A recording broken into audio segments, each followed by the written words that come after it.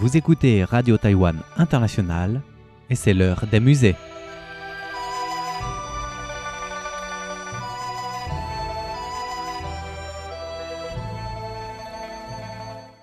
Chers amis, bonjour.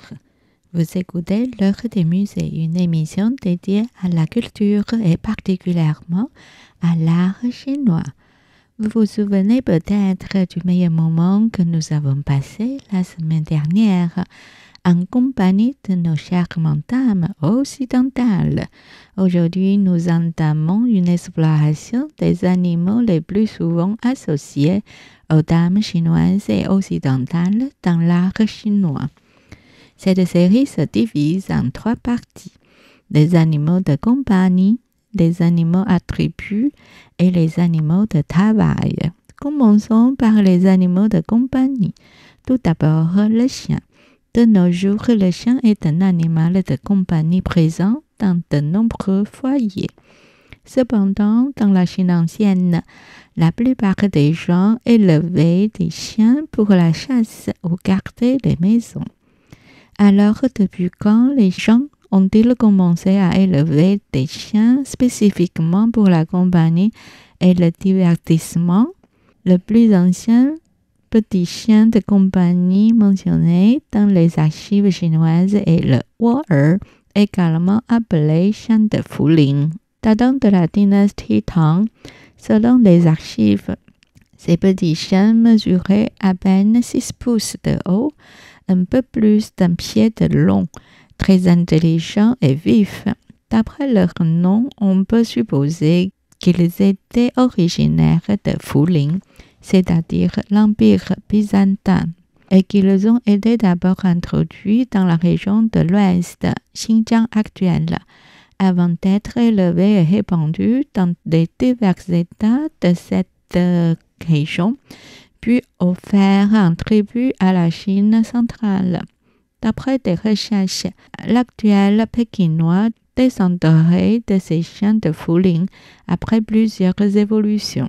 Ces petits chiens, avec leur apparence adorable, leur petite taille, leur tempérament docile et leur facilité de dressage, étaient rares et très prisés dès leur arrivée en Chine centrale, notamment parmi les femmes nobles.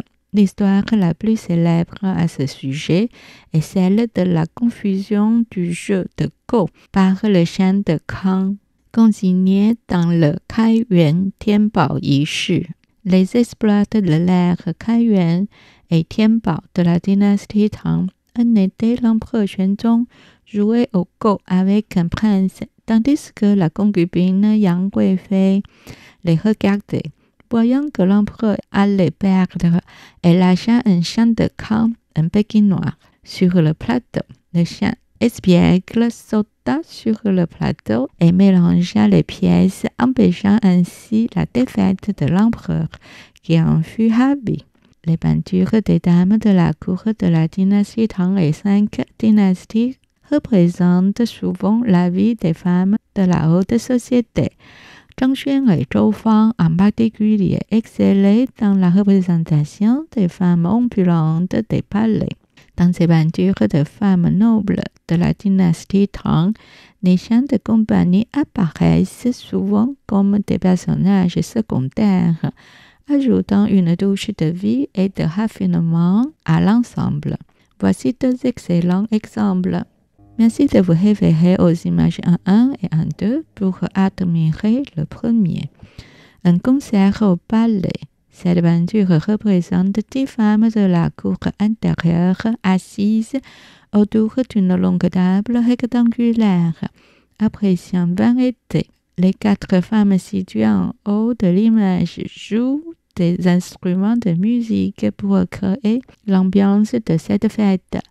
Les instruments incluent une flûte tatare, un pipa, une sitar et un chong. Une des jeunes filles en attente tient également un clap pour garder le rythme. Autour de la table, les femmes discutent et boivent, tandis que 2 autres femmes se tiennent debout à côté. Sous la table, un petit chien noir, tranquille et docile, contraste vivement avec l'activité animée des femmes.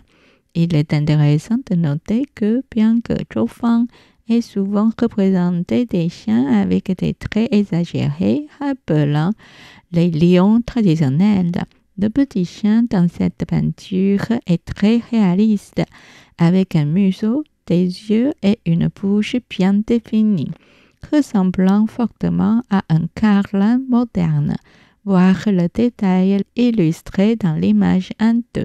Bien que la peinture décrive une scène de musique et de boissons, une certaine résignation se lit sur le visage des femmes, comme si cela faisait partie de leur routine quotidienne à la cour. La mode de beauté parmi les dames durant l'ère Yuan He 806 à 819 reflétait l'influence de Yang Guifei 719 à 756, dont les formes pleines étaient le standard. Les femmes ici sont représentées avec des silhouettes généreuses, des visages arrondis, des sourcils délicats, du maquillage blanc, des robes à manches longues, des soies drapées et des jupes hautes.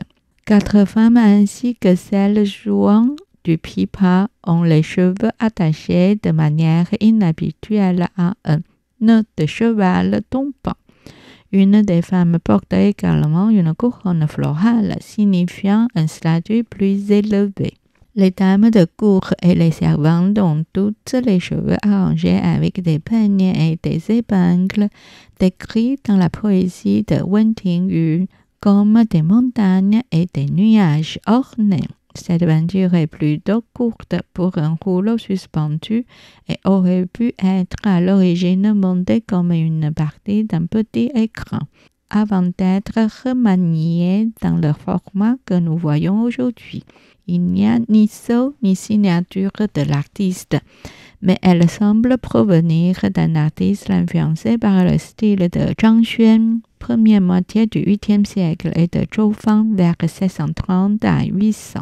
Et le deuxième exemple illustré dans les images de 1 et 2 de Dame de la cour aux cheveux ornés de fleurs. Réalisée par Zhou Fang sous la dynastie Tang, cette peinture sur rouleau met en scène 5 dames de cour coiffées d'épingles à cheveux, ornées de fleurs et une servante tenant un éventail. Au milieu des personnages se trouvent 2 chiens. Merci de vous référer respectivement à l'image de 2 et de 3 pour voir plus de détails. Et une grue blanche. Le tableau se termine sur le côté gauche par une pierre de lac et un magnolia en fleurs.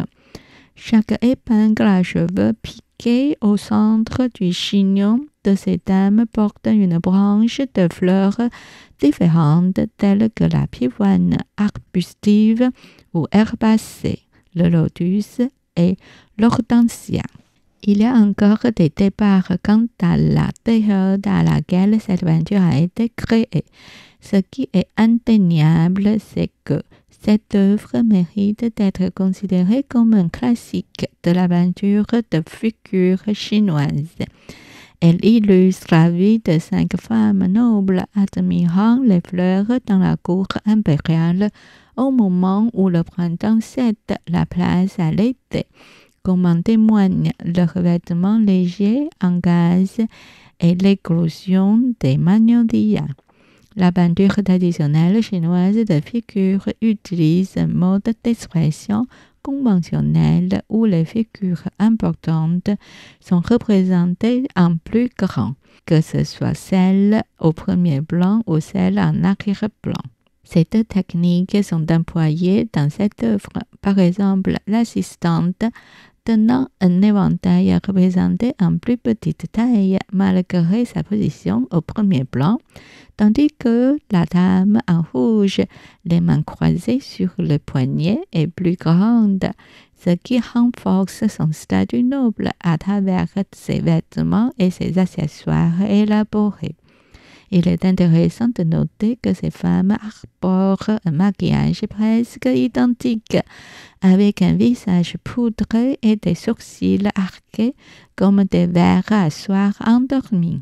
Leur similitude faciale est telle qu'il est difficile de discerner les différences. C'est peut-être pourquoi certains chercheurs pensent que ces femmes pourraient être des archétypes de la même dame de cour. Cette peinture dame de la cour aux cheveux ornés de fleurs est actuellement conservée au musée provincial du Liaoning, Shenyang, Chine. C'est de l'heure des musées réalisé et animé par Miao Yonghua, diffusé depuis Taipei, Taïwan.